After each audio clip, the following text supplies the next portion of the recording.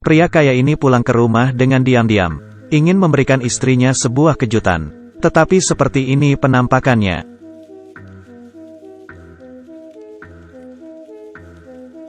Seorang pianis tunanetra membunyikan bel pintu rumah pria kaya itu.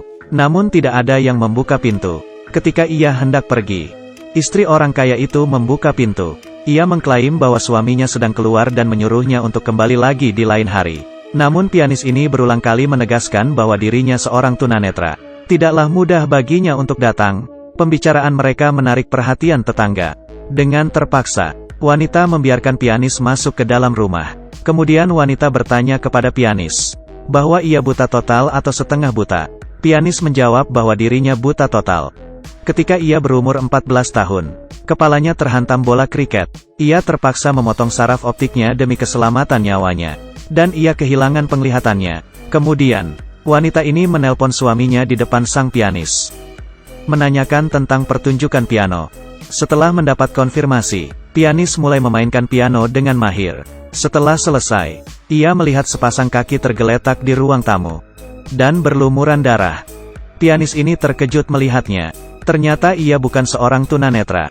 Ia memakai kontak lens dan berpura-pura buta. Pianis berpura-pura tenang.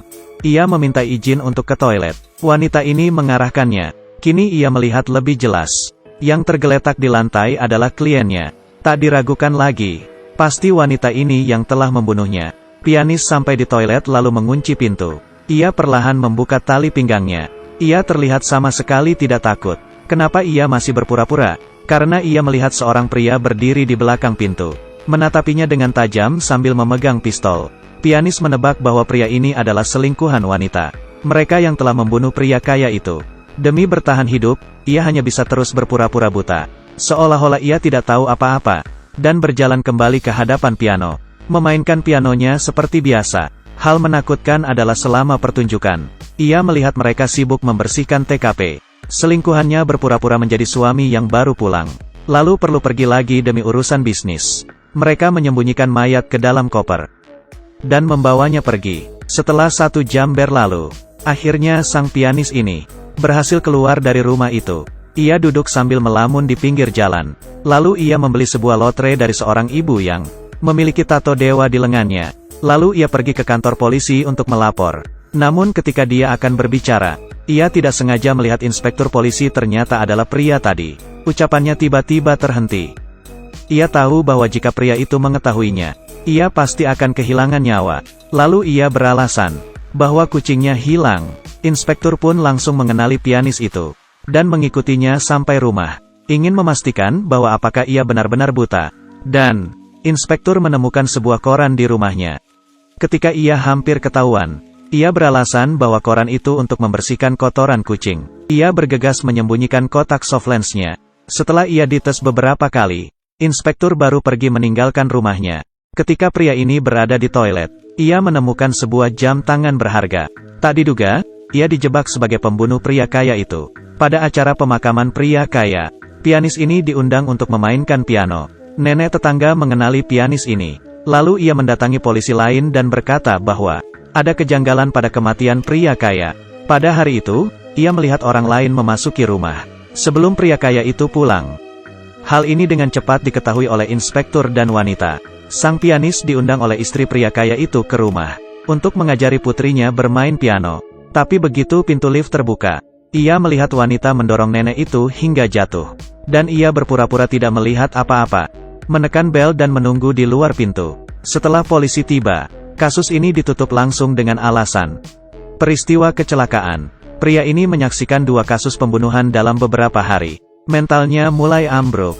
Ia pun pulang ke rumah tanpa berpura-pura buta. Namun, semua ini direkam oleh seorang anak dengan ponselnya. Tiba-tiba bel berbunyi.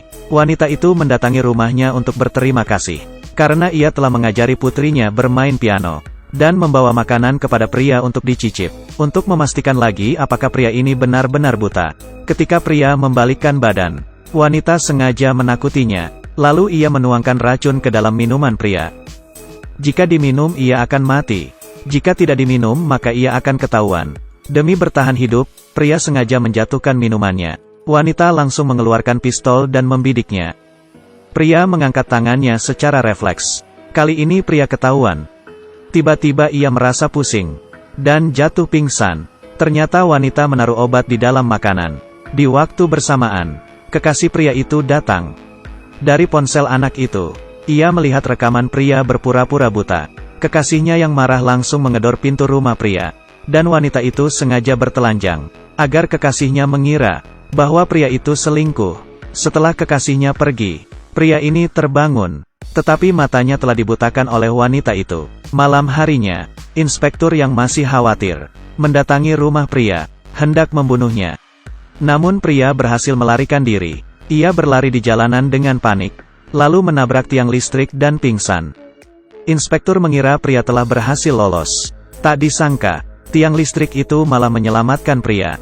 Pria diselamatkan oleh ibu penjual lotre, lalu membawanya ke dokter untuk mengobati matanya. Ketika mereka tahu bahwa pria ini hidup sendirian, sebuah rencana jahat datang menerpanya. Ginjalnya sedang diperdagangkan. Pria ini ditekan di atas meja operasi. Kedua ginjalnya akan diangkat. Pria ini baru sadar apa yang sedang ia alami. Ia berusaha melawan. Lalu ia bersumpah kepada dewa di lengan ibu itu bahwa ia akan memberi mereka banyak uang. Ibu ini tertegun. Seorang tunanetra, bagaimana bisa tahu bahwa lengannya terdapat tato dewa? Kemudian, pria menceritakan tentang inspektur dan wanita kaya itu kepada mereka. Mereka akan bekerja sama demi uang. Mereka menggunakan pria sebagai umpan untuk menculik wanita kaya itu, lalu memberitahu kepada istri inspektur tentang perselingkuhan suaminya lewat telepon, dan mengancamnya untuk memberi mereka uang. Jika tidak, masalah suaminya akan dipublikasi. Istri inspektur menyetujui permintaan mereka, tetapi seringkali karena uang, sifat buruk manusia akan terungkap. Setelah mereka mendapatkan uang, mereka langsung mengikat pria ini bersama wanita kaya itu di dalam gudang. Supir dibunuh oleh inspektur saat mengambil uang. Di saat darurat, ibu ini memutuskan listrik lift. Inspektur terperangkap di dalam lift. Karena panik, ia terbunuh oleh tembakan pelurunya yang nyasar. Ibu ini pun kecewa setelah mendapatkan uangnya, karena isinya semua adalah kertas putih. Di bawah bujukan wanita ini, pria ini membuka penutup matanya. Lalu pria dipukul hingga pingsan oleh wanita. Ketika dokter bergegas tiba, ia pun hampir tewas terbunuh olehnya. Di saat darurat, pria ini menyelamatkan sang dokter. Karena tidak mendapatkan uang, ia memutuskan untuk memperdagangkan organ wanita itu ke luar negeri, dan memberikan korneanya kepada pria ini. Di tengah perjalanan, terdengar suara dari bagasi mobil. Dokter berhenti untuk menyuntikkan obat bius kepada wanita itu. Lalu mereka melanjutkan perjalanan. Tetapi kini yang duduk di samping pria adalah sang wanita. Betul. Dokter itu telah tewas dibunuh olehnya. Lalu ia mengusir pria dari mobil. Dikira bahwa ia akan membiarkan pria ini pergi. Wanita ini malah menginjak pedal gas dan melaju ke arah pria.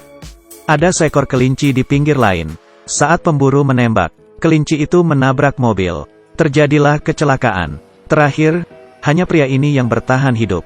2 tahun kemudian, pria ini menjadi seorang pianis di sebuah kota tak dikenal. Di sana ia bertemu dengan mantannya. Lalu ia menceritakan semua kejadian pada dirinya. Lihat dengan cermat, pria menyingkirkan kaleng di jalanan dengan tongkatnya. Ia berpura-pura buta. Dengan kata lain, ia berbohong. Ketika perjalanannya, mengantarkan wanita itu ke luar negeri bersama dokter. Di tengah perjalanan, ia telah mendapatkan transplantasi kornea. Sang dokter pun berhasil menjual organ wanita itu, lalu pergi menjauh dengan uangnya. Sebenarnya, ketika ia sedang berbicara dengan kekasihnya, sudah terungkap bahwa ia berbohong. Dia adalah seorang tunanetra. Bagaimana ia bisa tahu kelinci itu menabrak mobil? Terlebih lagi, pegangan tongkatnya berbentuk kelinci. Berbagai tanda menunjukkan bahwa ia berbohong. Ini adalah sebuah film menegangkan dengan rating 9.2. Kurang dari andadun lebih besar dari. Terhitung bahwa ada 55 kali plot twist dalam film ini. Jika Anda menyukai video ini, pastikan untuk menonton filmnya.